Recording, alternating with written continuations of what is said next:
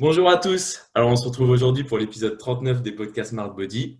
Donc, encore une fois, je suis pas tout seul. Je suis avec une coach de l'équipe Smart Body, mais pas que ça. Elle fait beaucoup d'autres choses dont elle va vous parler aujourd'hui. Donc, je te laisse te présenter, Maëlys. Ok, et ben bonjour à tous, merci Riwan de m'accueillir sur ton podcast. Du coup, je m'appelle Maïs, j'ai 24 ans, je suis ostéopathe de formation et depuis un an quasiment, j'ai intégré la team Smart Body. Alors moi, j'ai fait plusieurs formations du coup j'ai fait une formation pour devenir ostéopathe, donc qui est en 5 ans sur des écoles privées. Je l'ai faite à Rennes et j'exerce du coup sur le bassin rennais principalement dans un cabinet pluridisciplinaire. Donc voilà, et coach de la Team Smart Body du coup depuis janvier dernier. J'ai fait PT Science et Bayesian Bodybuilding dont j'ai été diplômée en septembre dernier. D'accord. Donc voilà, ouais, globalement un petit peu mon parcours. Après, je suis vraiment passionnée de nutrition, que ce soit dans les formations. J'ai suivi également la formation de Vassilis. Je sais pas si tu connais Riwan, toi Non, je connais pas, non. sur la perte de poids rapide. J'ai fait le projet Ambroisie aussi de Will Coach You Ah oui. et c'était, je sais plus qui d'autre, ça Christophe Bonnefond, je crois. Enfin, j'ai fait plein de formations et je continue de me former parce que pour moi, les informations sont bonnes à un moment donné, mais ne sont pas bonnes dans le temps. Donc c'est pour ça que je continue tout le temps à me former de plus en plus. Tu as l'esprit scientifique, on va dire. Ouais, c'est ça. Bah, c'est un peu, mais La fibre scientifique, quoi. c'est ça exactement. Et aussi Instagrammeuse. Aussi, également, ouais, après, j'ai fait pas mal d'e-books Ouais. qui m'ont pris beaucoup de temps. J'ai changé de pseudo d'ailleurs. Oui, j'ai Du vu coup, c'est ça. Maëlys-du-bas LFE, Ce c'est ça? sera mis là, juste là, normalement au début du podcast. Voilà, Et tu as aussi parfait. une chaîne YouTube. Comment? Tu as aussi une chaîne YouTube. Oui, alors j'ai aussi une chaîne YouTube, ouais, mais après, j'essaie d'être régulière, mais c'est vrai que YouTube, c'est génial parce que ça t'amène un contenu différent sur le visuel, sur le fait d'être un petit peu plus proche de la personne, mais c'est vrai que ça demande beaucoup de temps. Je sais pas Ouais. si tu as déjà essayé, toi, de faire des vidéos YouTube, mais c'est vrai que ça demande un temps fou. Bah, c'est vrai que Entre... déjà, bon, les podcasts, ça demande pas beaucoup d'efforts de montage, tout ça, mais c'est quand même être régulier, poster toutes les semaines, ça demande déjà une certaine organisation. Alors faire des vlogs où ça demande un montage de fou, je sais pas, tu dois passer beaucoup d'heures dessus, non? Pour Bah, une c'est ça, vidéo. entre l'idée de la vidéo, il faut que tu aies une petite trame dans ta vidéo, Hmm. ensuite il faut que tu la tournes, et ensuite il faut que tu montes, et le montage, j'aime bien faire un montage de qualité, tu vois, j'aime pas me dire je balance la vidéo sans cut ni rien, et du coup ça prend ouais, facilement, t'en as pour au moins 3 4 heures de montage, plus l'export, plus machin, donc au final tu te retrouves sur, on va dire, 10 heures de travail, c'est comme pour les photos Insta, hein. Les gens pensent que tu prends ta photo, t'écris ton texte vite fait, et tu le balances comme ça, alors que pas du tout. Au final, tu t'en as pour beaucoup de temps, quoi. Bah, surtout quand tu postes tous les jours comme toi, ça demande quand même, bah, déjà, on va en parler, une organisation quand même, une certaine organisation. Et une recherche d'idées pour bah, faire des recettes, parce que principalement, toi, c'est vrai que c'est pas mal de recettes, même si tu fais maintenant des infographies un peu sur pas mal de sujets différents. Donc voilà, le temps de trouver le sujet, le temps de les faire. C'est pareil pour Paul, par exemple, qui fait pas mal d'infographies. Je sais que des fois, il a Ouais. du mal à trouver l'inspiration, mais voilà, quand on essaye de poster régulièrement, c'est vrai que c'est compliqué, hein. Exactement. Ouais. C'est vrai que c'est compliqué. En fait, pour Instagram, il y a vraiment une trame qu'il faut se dire, c'est que il faut avoir déjà. Moi, je pense que la chose la plus importante, c'est de créer des recettes qui te font plaisir. Alors certes, il faut créer des recettes qui peuvent plaire aux followers, si je puis dire, mais il faut faire quand même un truc qui te plaît parce que c'est ceux qui veulent le manger, c'est pas eux qui vont le manger. Donc, faut réfléchir à ce que tu veux manger, à créer la recette. Donc, l'imaginer, qu'est-ce qu'il faut comme ingrédient, calculer par rapport à mes macros, parce que moi, je calcule encore mes calories actuellement. Hmm. Ensuite, cuisiner la recette. En général, il faut, si c'est par exemple des pancakes, il faut laisser refroidir parce que tu peux pas mettre un topping comme ça. Je préfère toujours la veille, oui, c'est ça qu'il faut dire. Je préfère Ouais. toujours la veille pour le lendemain. Tu réfléchis à ton idée de présentation, tu fais ta photo, enfin ta photo, tes vingtaines de photos. Ouais. Choisis la Ensuite, bonne. c'est ça. Faut que tu la sélectionnes, la photo, faut que tu l'édites, il faut que tu retravailles un petit peu, bah, toujours les jeux de lumière, ce genre de choses. Et ensuite, il faut que tu écrives le post et il faut que le lendemain matin, tu puisses bah, et le manger. Après, je poste pas forcément mon petit déjeuner du jour, mais et le manger et en plus de ça, mettre le post et puis à ce moment-là, mettre les stories, etc. Donc facilement, sur une photo, entre la réflexion par rapport à la recette, entre la recherche des bons macronutriments, parce qu'il faut quand même une recette qui soit équilibrée, la faire, ça prend du temps aussi. Je pense que juste la conception en elle-même doit te prendre au moins 1 heure, on va dire 1 heure, ouais, c'est ça, 1 heure. Alors, grosso modo, ça dépend des photos, mais entre 10 et 30 minutes de photos, tu vois. Ouais. Ensuite, il faut que tu ranges tout, forcément, donc ça te prend un temps monstre. Et les gens, ils se disent vraiment, quand tu vois des photos sur Instagram, même je pense que toi, au début, quand tu voyais des photos de recettes, tu te dis, les gens, ils ont juste fait la photo, ils ont pris avec leur appareil, ils l'ont balancé comme ça. Mais non, il y a tout un travail derrière et c'est compliqué. Et question existentielle, est-ce que tu manges ce que tu postes? Est-ce que tu Bien manges sûr. tout? Je suis une grosse gourmande, donc non, je mange tout. Les gens se posent beaucoup la question sur, ouais, est-ce que tu manges tout ce que tu fais en une seule fois, etc. Donc oui, c'est toujours en une seule fois, sauf si je le mentionne, mais généralement, c'est tout en une seule fois, parce que j'ai la chance, je le mets entre guillemets, de pouvoir beaucoup manger. Mais après, je pense que c'est moins que toi dans tous les cas. Non? Bah Je oui, me je pense. Je sais pas combien t'es de calories en ce moment. crois, je suis à 2008, quelque chose comme ça. 2007-2008. Et souvent tes petits déj, enfin, c'est souvent des petits déj, non, que tu postes en général, c'est vrai. Ouais. Ou En des desserts, ouais. C'est ça, parce que les gens ils se disent ouais tu manges ça toute la journée, mais en fait c'est ce que je te disais tout à l'heure, c'est que les photos que je poste c'est pas forcément les photos du jour, dans le sens où il y en a qui demandent par exemple quand tu dois écrire la recette ça prend un temps fou, j'ai pas forcément le temps tous les jours, donc ce que je fais c'est que parfois la recette elle date de quelques jours, mais ouais ça date pas du jour même, donc il se peut que ce soit un petit déjeuner, je veux pas dire pas healthy, mais tu vois un petit peu le principe, c'est-à-dire que il y a des aliments qui sont un peu plus industriels, mais ça date de quelques jours et sur mes autres repas, c'était très équilibré et plutôt brut. Au contraire, il y a certains jours où, ouais, c'est soit le dessert, soit le petit déjeuner, mais en général, c'est toujours euh, un des deux repas qui contient un petit peu plus d'aliments industriels qu'un autre. Ouais, voilà, c'est ça. Et Ouais. après, tu dois. Bon, c'est une question qui doit revenir hyper souvent, que les gens se demandent. Comment tu fais pour pas grossir en mangeant des Kinder, des chocolats? Comment tu fais pour avoir tes abdos? Bah déjà, j'ai une très bonne génétique parce que les abdos, ça fait 4 ans que je les ai pas fait au moins, C'est vrai que tu voire stockes plus. pas forcément du gras sur les abdos. C'est pas Ouais. ta zone Et puis, ils principale. sont très volumineux de base. Mm. C'est-à-dire que, en fait, pour avoir tes abdominaux, déjà de une, il faut avoir un taux de masse grasse qui est pas très, très important, ou du moins pas stocké sur ton ventre. Et en plus de ça, avoir des abdominaux qui sont épais. Moi, je sais que je pense qu'ils sont épais comme ça, tu vois, mes abdominaux. Donc, c'est pour ça qu'on les voit. Ouais. Si tu peux avoir des abdominaux très forts, mais s'ils sont tout fins, bah, faut que tu descendes très bas en taux de masse grasse. Et moi, j'ai pas besoin, donc c'est un avantage. Toi, Et tu bah, es après, travailles? on les travaille tout le temps à la musculation quand on est en salle, quand on fait Ouais. les exos polyarticulaires, vous les travaillez. Mais c'est vrai que c'est pas de l'hypertrophie, c'est plus du gainage, c'est plus voilà. Ouais, c'est ça. Hypertrophie pour les abdos, bon, à voir si ça peut être utile pour certaines personnes. Toi, je sais que tu Non, t'en moi, je donnes fais pas pas de spécialement. Tu t'en donnes jamais à tes élèves. Euh, Ce que je donne généralement, c'est du gainage ou Hmm. alors un petit peu de travail de core training, tu vois. Ouais, Euh, comme tu mais en faisais sur général, TRX avec le ballon, enfin la Swiss ball, tout ça, ouais. exactement. Ouais, parce que enfin, pour moi, une nana n'a pas forcément besoin d'avoir les abdominaux. À la rigueur, un homme, je peux plus facilement lui donner des abdos en lourd. Mais pour une nana, je préfère qu'elle travaille toute sa ceinture abdominale qui sera beaucoup plus intéressante pour elle et qui abîmera moins son périnée. Parce que, mine de rien, bah, moi, en tant qu'ostéo, je sais que le travail des abdominaux abîme à long terme le périnée. Après, ça dépend vraiment des gens, des pathologies, de ta tonicité au niveau des abdominaux aussi. Mais le fait de trop travailler en hypertrophie, en enroulement comme ça, en Ouais. général, il y a des problèmes au niveau du périnée. Après, je dis en général, mais il peut y avoir des problèmes. Donc, c'est pour ça que j'évite d'en donner. Je préfère donner du gainage qui travaille toute la stabilité plutôt que des choses qui viennent mettre en contrainte le périnée.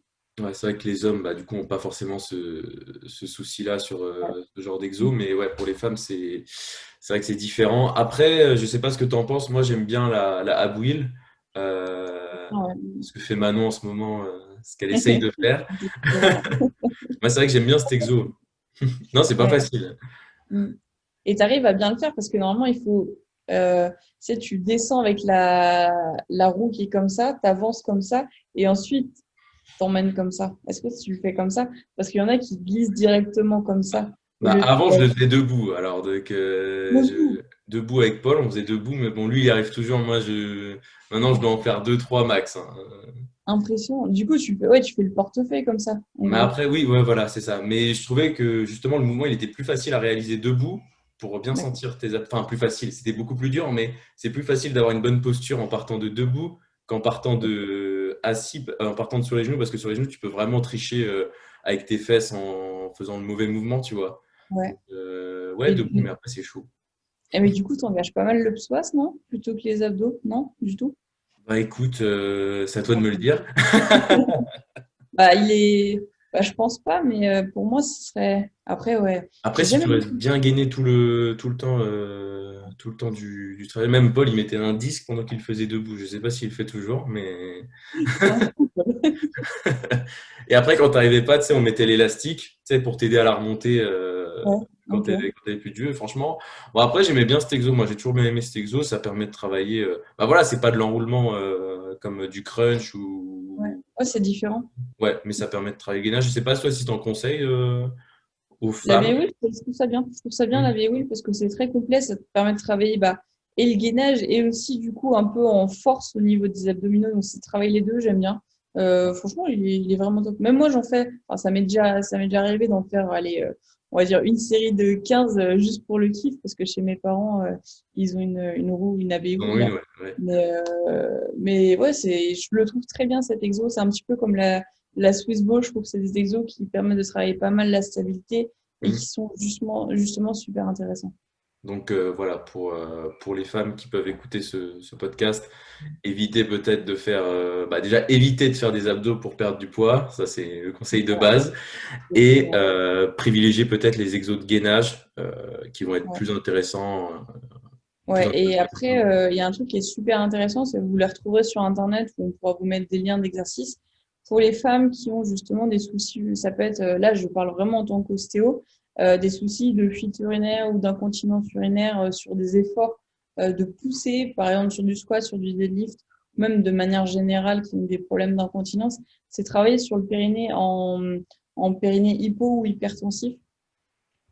Donc, faut vraiment, enfin, là, on vous mettra des liens, soit, je sais pas si tu peux le mettre, toi, Si, Johan. si, sur YouTube, je peux le mettre, sur Spotify aussi, je crois, normalement, on peut mettre des liens aussi. Donc, On mettra des exercices parce que, en fait, le périnée, ça se travaille aussi, c'est un muscle, c'est vraiment vous avez votre bassin qui est comme ça, et c'est vraiment une toile de bateau qui est tissée en bas et qui est très, très tendue normalement, enfin, relativement tendue. Et parfois, il arrive que chez certaines femmes, il soit trop peu tendu. Et dans ces cas-là, il faut le retravailler. Ou au contraire, s'il est trop tendu, bah, par exemple, pour l'accouchement, c'est pas bien d'avoir un périnée qui est trop tendu parce que ton enfant, il pourra pas passer. Donc, travailler le périnée, ça peut être aussi intéressant en complément du travail au niveau des abdominaux pour les femmes.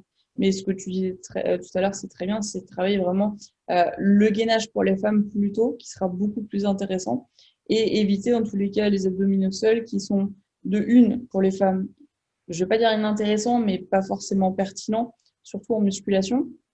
De deux, c'est un petit groupe musculaire, donc si vous voulez perdre du poids, ça serait inutile. Concentrez-vous sur les exos polyarticulaires et vraiment travailler, enfin tu diras aussi, et tu seras d'accord avec moi, travailler en priorité les exos polyarticulaires plutôt que les petits exos, les bras, les épaules, tout ça, mettez ça de côté, concentrez-vous sur des gros lifts et c'est ça qui vous fera perdre du poids sur du long terme. voilà. Bon, c'est vrai qu'à la maison, en ce moment, c'est pas forcément évident pour tout le monde, mais bon, en temps normal, en salle, c'est vrai que privilégier les exos polyarticulaires qui brûlent beaucoup plus de calories tout simplement que les abdos, ça vaut une série de crunch, ça vaut que dalle, quoi. Ouais, Ça- c'est clair. Et justement, pour en revenir à toi, justement, ta diète, tu la calibres comment pour les gens qui te découvrent, peut-être qu'ils vont aller voir sur ton compte Insta, comme je t'ai dit, pas mal de plaisir, on va dire, et qui vont pas comprendre comment c'est possible de manger autant, on va dire, d'aliments industriels, même si voilà, t'en manges pas énormément non plus, mais t'en manges un peu tous les jours, quoi. Enfin, tu te fais plaisir. Comment tu fais pour manger ça et avoir, bon, comme tu l'as dit, les abdos, enfin être, même t'es sèche assez généralement, hein, il n'y a pas que les abdos qui sont secs, mais voilà, pour être relativement sèche et bah, tout simplement en forme physiquement et avoir un physique Ouais. complet. Bah, déjà, j'ai été coachée pendant un certain bout de temps, donc ça m'a permis de comprendre un petit peu les apports qui m'étaient nécessaires. Mhm. Je les ai augmentés pas mal parce que moi, j'étais au tout début. Je crois il y a 4 ans, je devais être à peu près, ouais, c'est ça. 4 ans, je devais être à 49 kilos. Là, tu vois, j'en suis à 60. Donc, j'ai Ouais. pris 11 kilos depuis 4 ans, ce qui Ah oui, est tu as pas mis mal. des avant-après sur Instagram, tu as déjà mis. Ouais. Exactement. Et j'ai compris les apports qui m'étaient nécessaires. Après, moi, en général, je garde toute la partie bullshit, si je puis dire, autour de mon entraînement, parce que c'est là où j'ai le plus de plaisir à manger. Vous pouvez le mettre un peu partout, hein, il n'y a pas de souci. C'est juste que moi, en général, après mon entraînement, j'aime bien me faire un bon repas. Je sais pas toi ce que tu en penses, mais Ouais. c'est là Bah, au où moment où on a le plus faim, quoi. Ouais, c'est vrai que logiquement, après ça dépend des personnes, mais bon après comme tu dis, bah, quand tu te fais plaisir, c'est principalement en général des glucides, non? Ou plus des lipides, toi? C'est plus. bah, je suis très haute en lipides, je suis très très haute en Ouais. lipides aussi. Je vais tourner aux alentours des, ouais, je sais pas, 90, je calcule plus exactement les ranges, mais je crois que je Ouais. dois être aux alentours des 90. Et parce que on va dire qu'au niveau des glucides, bon, le timing des glucides, ça peut être intéressant à un niveau vraiment avancé, mais pour quelqu'un qui est débutant, ça changera absolument rien. Mais ça peut après servir quand vraiment on veut Ouais, aller. ouais, mais j'ai quand même beaucoup de glucides autour de mon entraînement. Ça reste Ouais. l'ordre de au moins 140, 150 grammes de Mm. glucides. Après, c'est mes apports qui sont Oui, propres, voilà, mais c'est adapté en fonction de chacun, évidemment. Ouais. c'est ça. Mais ouais, je trouve que les glucides autour de l'entraînement, même si beaucoup se disent il faut pas de manger de glucides le soir, c'est quand même primordial. Si tu t'entraînes juste avant, ça veut dire que ben t'as pas d'apport juste après ton entraînement et c'est pas intéressant. C'est pas les protéines qui vont te faire prendre du muscle. Là, pour le coup, c'est vraiment retrouver un équilibre entre glucides et protéines sur le post-workout qui est super intéressant.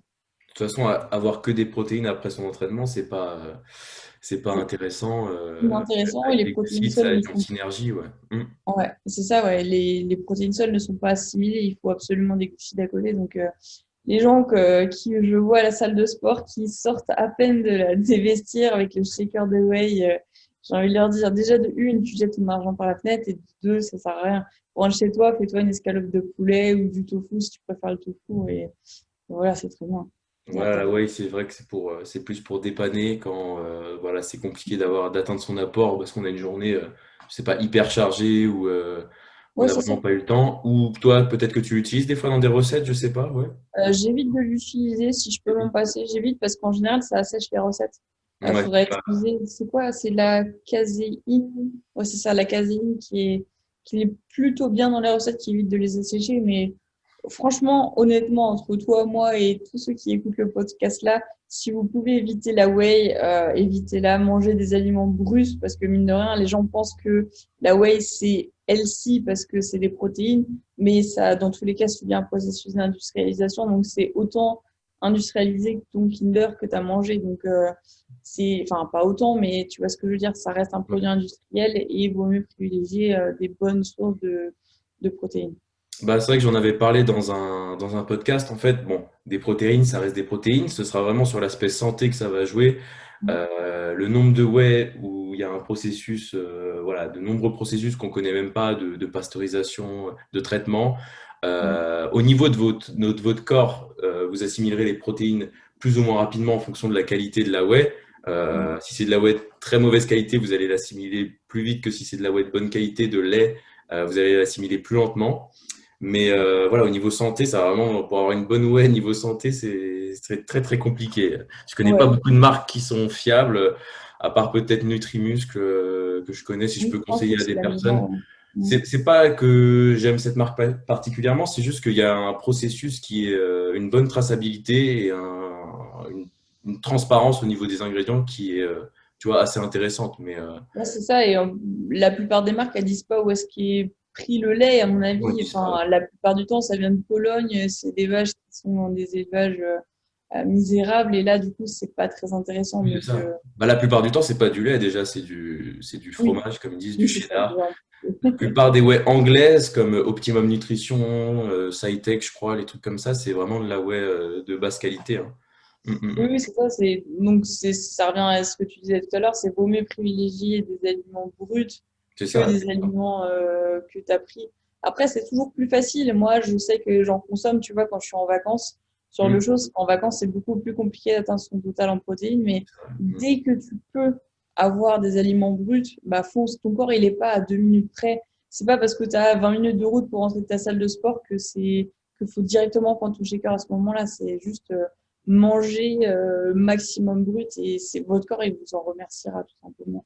C'est vrai, moi, personnellement, je me suis jamais vraiment rué sur même un repas post-workout, tout ça. J'attends peut-être une demi-heure, 40 minutes avant de manger. Déjà le temps de redescendre de la séance parce que juste après, moi, perso, j'ai pas faim. Je sais pas toi, mais Ouais. direct, prendre un shaker après la séance, ça me donne des nausées. Donc, je Et préfère je me pense que poser un peu ouais, et manger, quoi. ouais, je pense que les gens, ils ont trop vu bah, les youtubeurs d'il y a 4 5 ans qui disaient il faut absolument prendre un shaker de protéines en post-workout. Du coup, ils sont dans Oui, l'idée ouais. je termine ma séance, il faut absolument ça, etc. Et toi, tu l'as très bien dit, c'est que ton repas, tu le prends d'une demi-heure à 3 heures après en fonction de ton timing et de ta disponibilité. Et Mm. ça t'a pas empêché, toi, de prendre une bonne quantité de masse musculaire je sais pas, ça fait combien de temps que tu t'entraînes, toi? Bah, ça va faire, ouais, 5-6 ans, ouais, 5-6 ans, ouais. Ouais, c'est ça. Donc, Ouais. comme quoi, tout est possible, hein. J'ai jamais lu de livre encore post-workout comme Nassim, mais ça m'aurait peut-être fait plus progresser, je sais pas. Non, bah, tu vois, ça montre que ça veut strictement rien dire et qu'en ayant une nutrition équilibrée et intelligente, c'est-à-dire se faire plaisir, mais aussi apporter les bons nutriments à son corps, bah, au final, tu arrives à progresser et je pense que c'est ça la chose la plus importante. Voilà, c'est ça. Il n'y a pas un schéma précis à respecter. C'est juste que ça sert à rien de se ruer sur son repas ou sur son shaker Ouais, les au milieu gens de pensent séance, qu'il y quoi. a toute une trame et des pilules magiques à prendre pour faire du gras. Le nombre de fois où on me dit sur les réseaux sociaux, ouais, mais moi je prends pas de whey, je prends pas de whey, du coup j'aurai pas de muscle. C'est pas la whey qui va te faire prendre du muscle. Au contraire, c'est Mm. bah le combo glucides protéines qui va faire que bah tu vas croître musculairement et le repos aussi. Mais Ouais. c'est surtout ça qui va qui va être important. Donc voilà, on a fait un petit topo sur la diète, sur la whey. Les Ouais. croyances, bah ouais, la whey, je veux prendre de la whey pour perdre du poids, je veux prendre de la whey pour prendre du muscle. Bah non, ça reste des protéines et des protéines de moins bonne qualité que bah, des œufs, de la viande, Ouais. n'importe quelle légumineuse, quinoa, même. Bah, le quinoa, oui, après, les autres qui n'ont pas un aminogramme complet, faut les Après, c'est une combiner avec question d'autres choses. d'équilibre aussi. C'est que le tofu, il est bon, Hmm. mais il y a mieux comme source de protéines. Oui, C'est juste ça. après, c'est un choix. Ouais. C'est vrai que quand on est végétarien ou vegan, le choix est limité forcément un Mais il peu. y a Chronometer. Je sais pas si tu connais Chronometer. Non, je connais pas.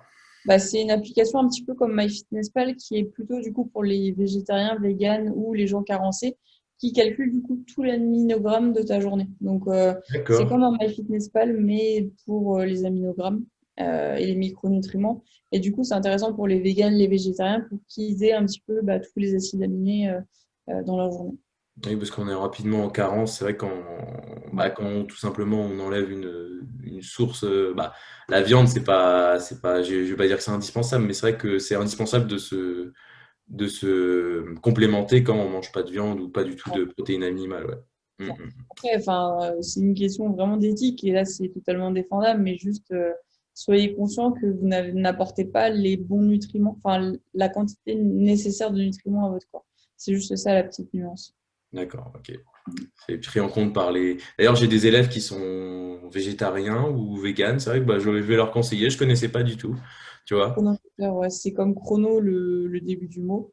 Bah, après, c'est disponible partout, hein, Android, Oui, iOS, c'est gratuit comme MyFitnessPal, ouais.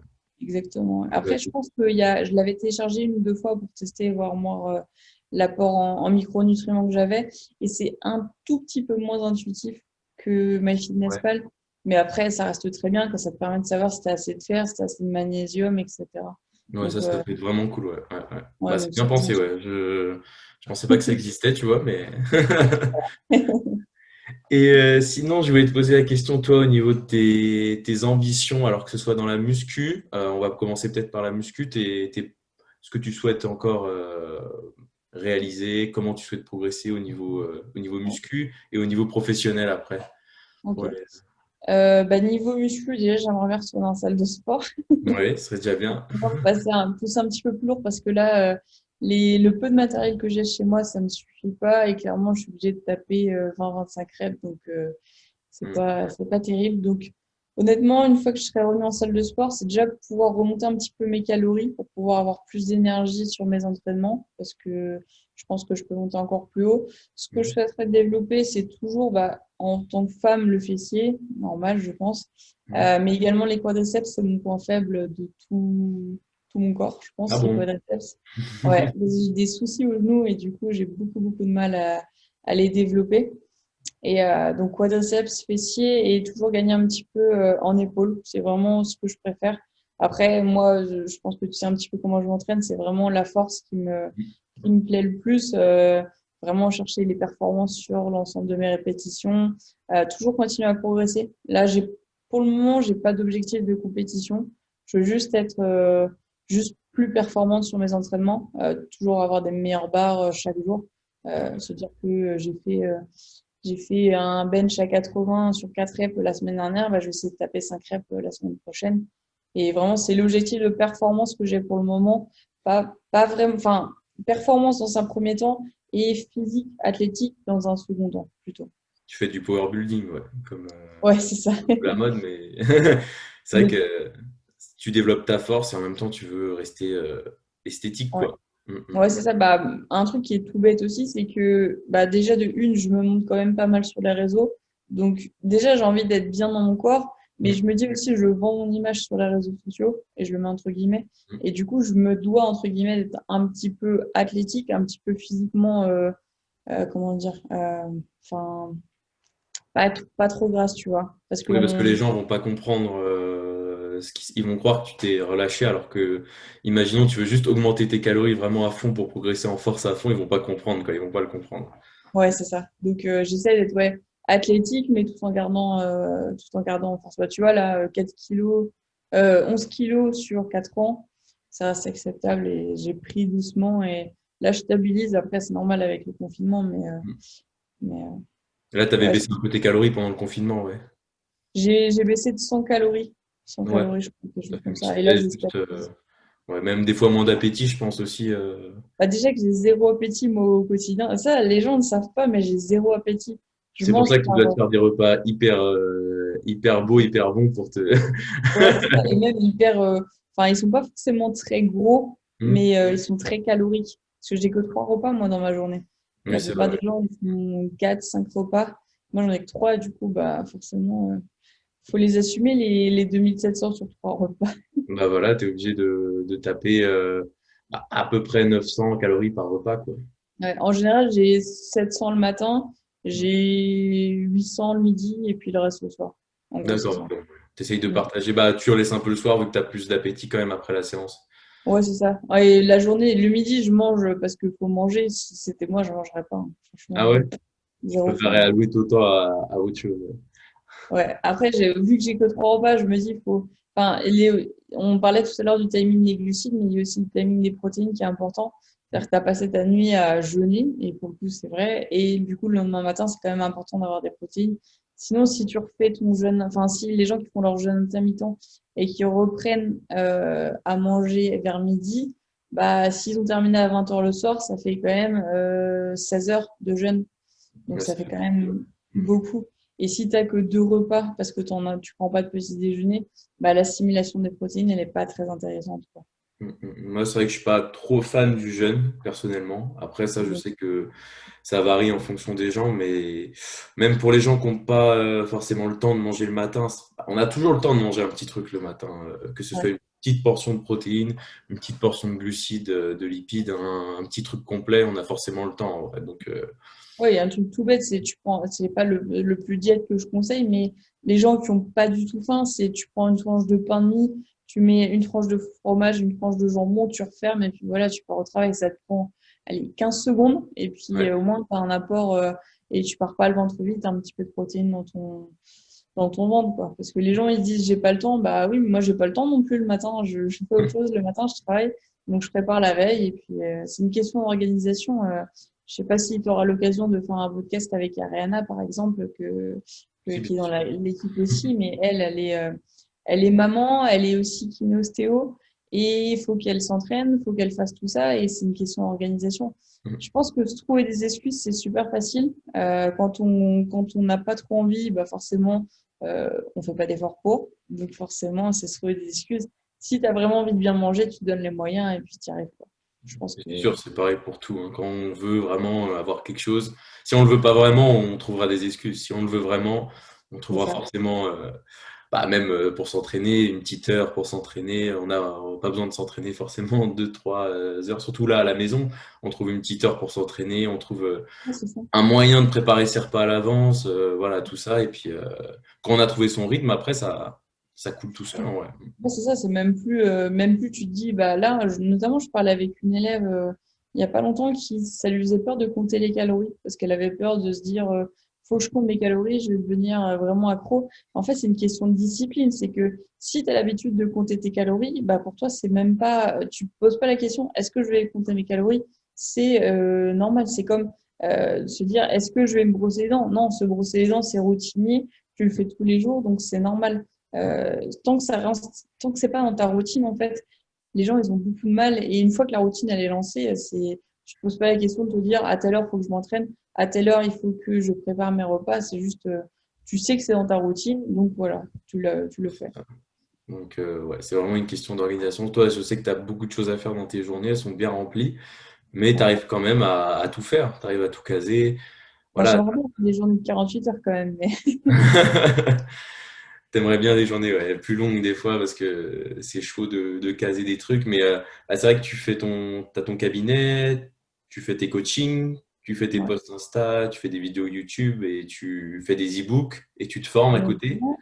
J'ai mes bilans d'élèves T'as tes aussi, et bilans, j'ai voilà, ma c'est ça. formation, et j'ai Ouais, j'ai mis aussi ça dans le coaching.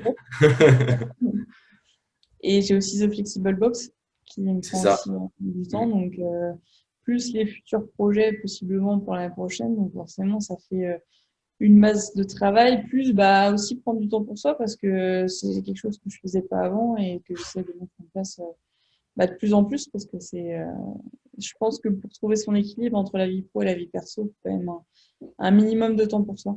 Donc, Faut trouver des moments où on relâche un peu ouais, c'est ça la exactement. motivation, c'est ça.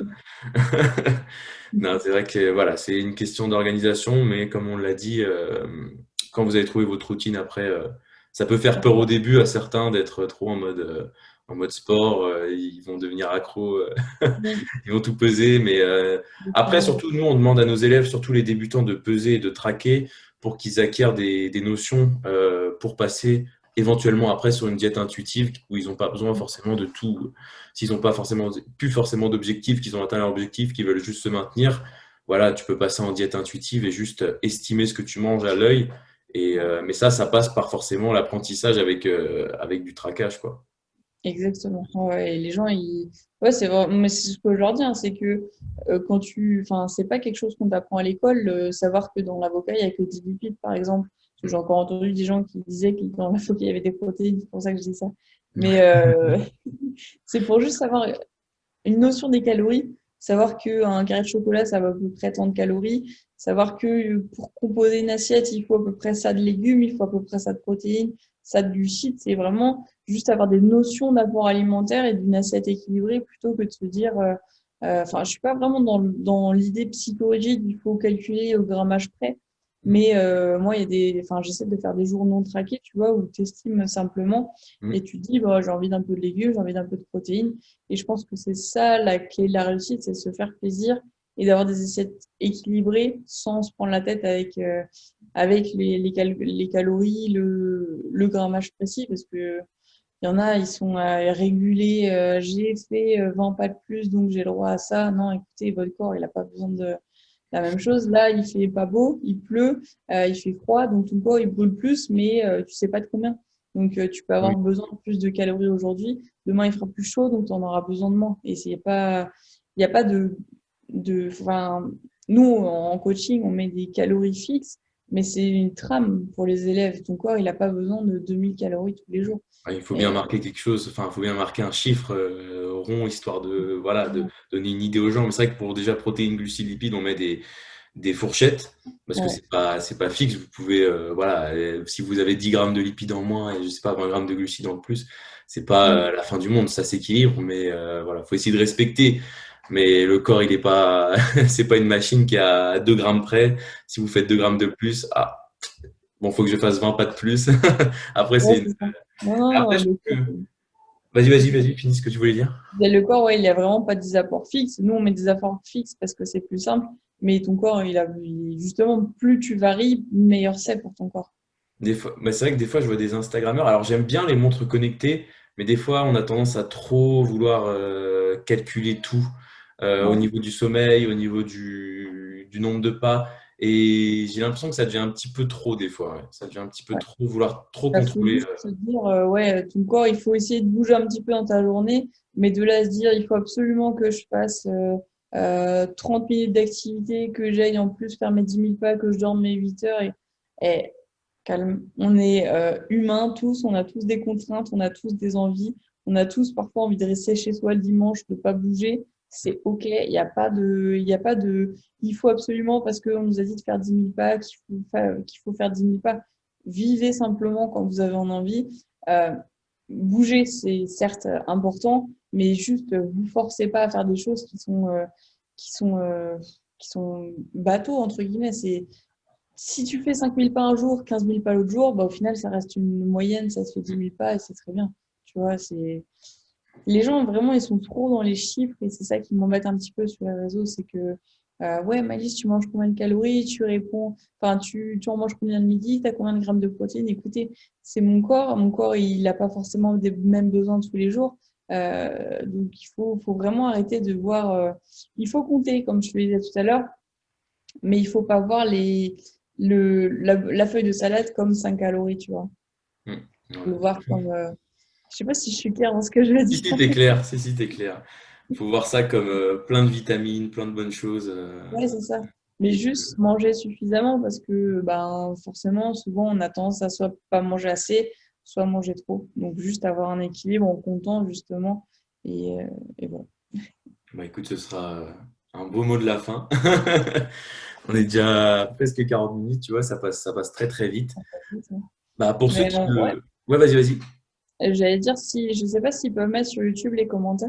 Si, si, on a les commentaires sur YouTube qui sont là. Bah, ce qui pourrait être intéressant, c'est que si vous avez des questions ou des sujets que vous aimeriez qu'on aborde la prochaine fois, parce que je pense que toutes les 2 semaines, ça pourrait être bien qu'on en refasse un, que ce soit sur des thématiques différentes.